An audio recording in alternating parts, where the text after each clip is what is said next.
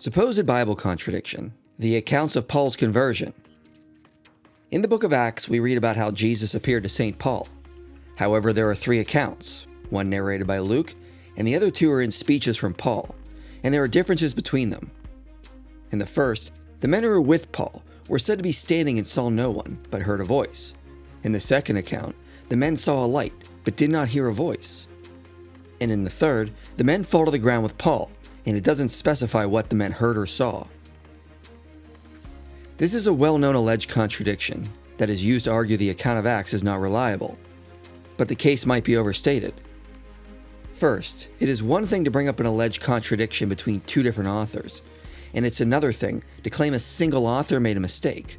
As Mike Licona says, "Unless Luke was being careless, it seems to me that it is better to be charitable in our interpretation of surface contradictions within the same work, as long as they do not require much strain." To start, the account in Acts 9 specifically says the men heard a voice, but didn't see a person speaking. This doesn't contradict the later accounts, which says they saw a light, they just didn't see Jesus in it. As for the issue of whether they were standing or fell over, the word used in Acts 9:7 is frequently used throughout Luke and Acts to refer to being stationary, in a fixed position, or present. Licona says, of the 61 occurrences of histemi in Luke Acts, 16% refer to being stopped, in a stationary position, present, or together. Thus, one need not strain in the least to interpret Acts 9:7 as follows. And the men traveling with him remained with him speechless, hearing the voice, but seeing no one. The main issue is regarding what the men heard. Acts 9 says they heard a voice, but Acts 22 seems to suggest they didn't hear a voice. But some scholars have pointed out the Greek verb Paul uses seems to have a Semitic range, where it can refer to hearing or understanding. Ben Witherington says, the verb with the accusative refers to both hearing and understanding something. So in Acts 22:9, because of the grammatical structure, it could mean the men did not understand the voice of the one who was speaking. This is similar to our word hear. Often we hear someone, but fail to comprehend or understand what was said. Whereas other times, we can use the word hear to mean we understood what someone uttered. So Acts 22:9 would indicate the men heard a sound, but couldn't understand the words that were being said. Witherington also notes this interpretation is backed by the fact that Acts 9:7 says they only heard a voice, whereas 22:9 implies the men could not grasp the voice of the one speaking. Therefore, Acts 22:9 does not say they did not hear the sound of the voice at all, but only that they did not hear the voice of the one speaking to me. But there is some pushback to this explanation. Dan Wallace notes there are many examples where the same grammatical structure of what we see in Acts 22:9 refers to merely hearing and not necessarily understanding. So the verb in Acts 22:9 doesn't necessarily mean understanding. So if Luke did intend the sense of understanding, he did not explicitly state it, but used a word that could be interpreted either way. So we are left asking why Luke created variation in the accounts without being explicitly distinct in meaning.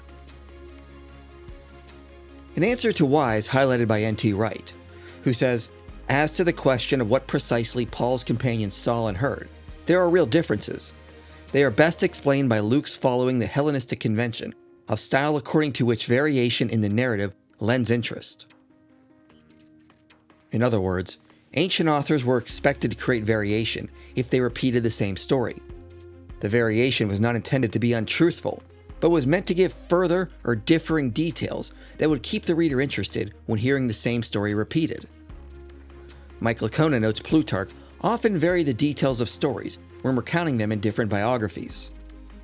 For example, in Life of Brutus, Antony retaliated by killing Hortensius, but in Life of Antony, Plutarch changes the story slightly so that Antony orders others to kill Hortensius.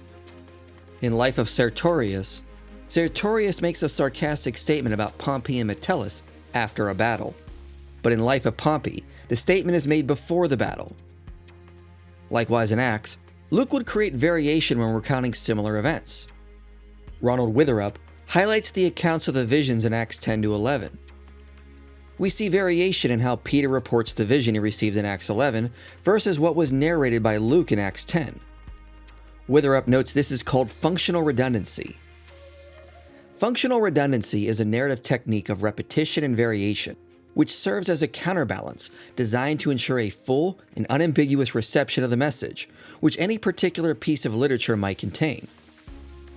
Authors would sometimes tell the same story at different parts in their narratives, but in varying ways, in order to give a more complete picture of what took place. In Witherup notes, we can find functional redundancy in the accounts of Paul's conversion.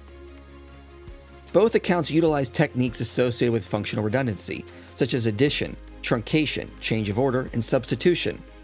Also, both stories center around visions, and as seen, Luke utilizes functional redundancy with the visions of the Cornelius story. Now, someone might object that functional redundancy is meant to ensure an unambiguous reception of the message, whereas with Paul's conversion story, we're not sure if Paul's companions heard a voice or not. But Witherup notes, where we modern people tend to view redundancy as unclear and cluttering a message, redundancy in the Bible seems to be used to clarify and amplify rather than obscure. Contrary to what might be expected, repetition with minor changes of various elements increases the suspense in the story, rather than diminishes it. This strategy of redundancy keeps the reader asking questions of the text to interpret the modifications, which appear as the tale is retold numerous times.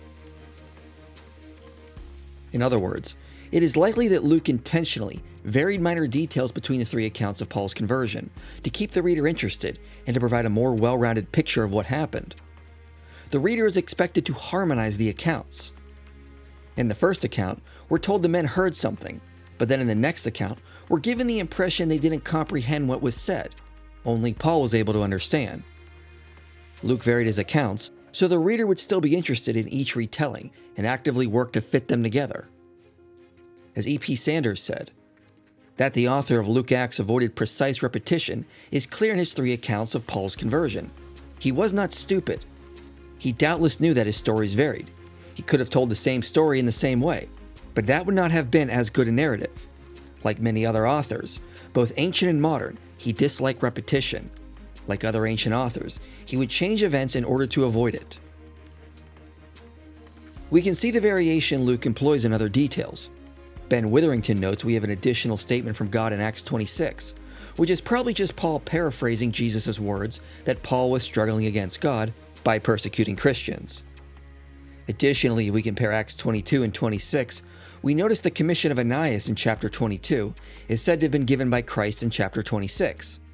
This is hardly an issue since the commission was ultimately from Jesus.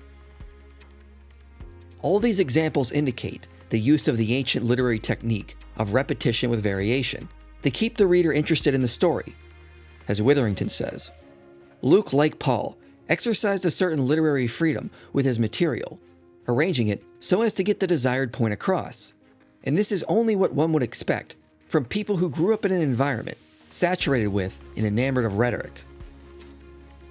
Thus, instead of indicating there is a major issue, the varying accounts actually show us Acts fits well with its cultural context.